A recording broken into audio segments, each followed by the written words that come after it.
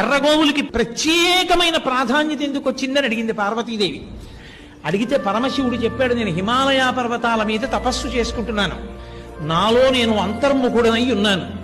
ఉండగా నా చుట్టూ ఆవుల మందలు చేరి అరుస్తున్నాయి. అరుస్తుంటే ఆ ఆవుల మందల అరుపుల వలన నేను బహిర్ముఖుడనయ్యాను. బాగా తపస్సులో ఉన్నానేమో, నా కళ్ళలో ఎర్ర జీరలున్నాయి.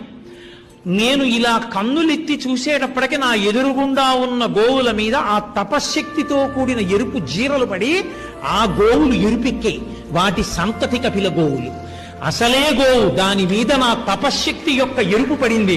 అందుకే కపిల గోవు మరింత శక్తివంతం పార్వతి.